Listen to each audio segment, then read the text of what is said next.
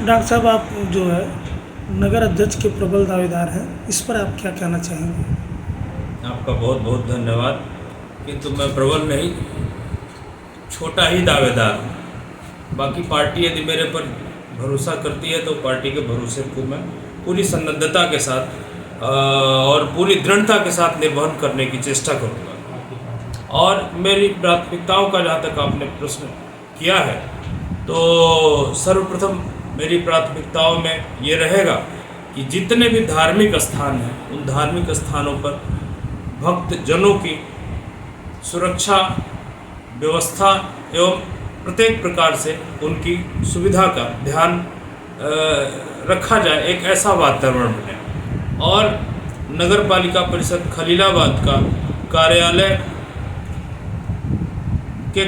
में आम जनमानस को भ्रष्टाचार मुक्त और निर्विघ्न ढंग से सारी सेवाएं नगर पालिका परिषद खलीलाबाद के कार्यालय से प्राप्त हो सके। इसके अतिरिक्त व्यापारियों की कुछ समस्याएं हैं, तो सामान्य व्यापारी, मध्यम व्यापारी या जो रेहड़ी पटरी पर काम करने वाले व्यवसायी हैं, उनकी भी सुरक्षा का और उनके व्यवसाय को अच्छे ढंग से उनकी आजीविका चलती रहे, इसका प्रबंध करने का कार्य हमारे भारतीय जनता पार्टी के नेतृत्व की नगर पालिका परिषद करेगी।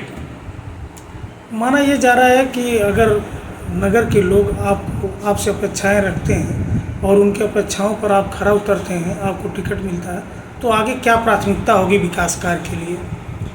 इस नगर का सर्वांगीण विकास हो, इस नगर में सुरक्षा का वातावरण हो, माताओं बहनों बेटियों की सुरक्षा वो निर्विघ्न ढंग से अपना इस नगर में संचरण करें और घुमंतू पशुओं का आजकल जो आतंक है उससे मुक्ति हो।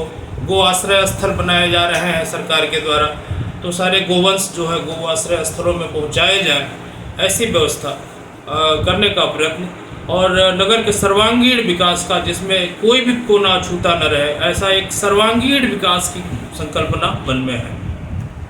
तो नगर में ऐसा कौन सा कार्य अभी अधूरा रह गया है जो अगर आप वो करते हैं तो क्या उसका आप क्या करवाएंगे? देखिए, नगर में कार्य तो अभी बहुत सारे शेष हैं, ऐसा नहीं है। कोई भी नाली सड़क नगर की बहती नहीं है, तो प्रत्येक नाली में जल जमाव ना हो, कूड़े का निस्तारण प्रभावी ढंग से हो। नगर पालिका विस्तारीकरण में जो 16 गांव आए हैं, इन 16 गांवों में सड़क, नाली इत्यादि की समुचित व्यवस्था हो और अपने खलीलाबाद कस्बे में कोई पार्क की व्यवस्था नहीं है जहां की सवेरे जो है लोग जा सके, भ्रमण कर सके अपने परिवार के साथ, तो ऐसे एक उत्तम रमणीय पार्क की व्यवस्था करने का एक संकल्पना मन में है। इसको यदि जनता अवसर देती है तो पूर्ण करने का, धरातल पर उतारने का प्रयास किया जाएगा। माना जा रहा है कि जनसंघ से आप जो है बहुत वर्षों से जुड़े हुए हैं, तो आप बताएं कि जो है भाजपा क्यों आपको टिकट दे, आखिर क्या कारण है?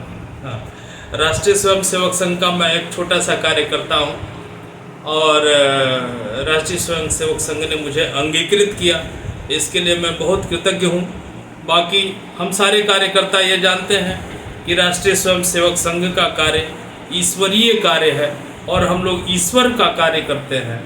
तो अभी वर्तमान में यदि मेरे अंदर राजनीति में जाने की इच्छा उठी है, तो मैं ईश्वर से ऐसी कतई अपेक्षा नहीं करता कि ईश्वर किसी एक व्यक्ति का, डॉक्टर केसी पांडे का साथ ले, मैं कतई एक अपेक्षा नहीं करता ऐसी। किंतु मन में कहीं ना कहीं ये दृढ़ विश्वास अवश्य है कि ईश्वर भक्तों पर कृपा अवश्य करते हैं। देखा जाए तो 16 गांव और जुड़े हुए हैं और मान लीजिए नगर की जो जनता है तो आप पर क्यों विश्वास करे, आखिर कुछ कारण बता सकते हैं? जी, विगत 2 पीढ़ियों से मेरा परिवार, मेरे पूज्य प्रातः स्मरणीय पिताजी डॉक्टर एन.डी. पांडे, उन्होंने इस जनपद की बड़ी सेवा करी है और जनपद वासियों का अपार स्नेह उन्हें भी प्राप्त हुआ अपने जीवन काल में और मुझे भी प्राप्त हुआ, अथाह स्नेह प्राप्त हुआ।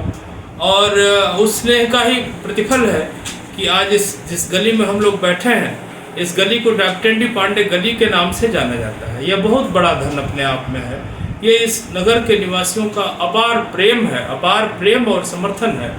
और ये कहीं न कहीं मेरे पिताजी की श्रद्धेय पिताजी की तपस्या का प्रतिफल है, उनकी सेवा का प्रतिफल है कि आज इस मोहल्ले को डॉक्टर डी पांडे गली के नाम से जाना जाता है।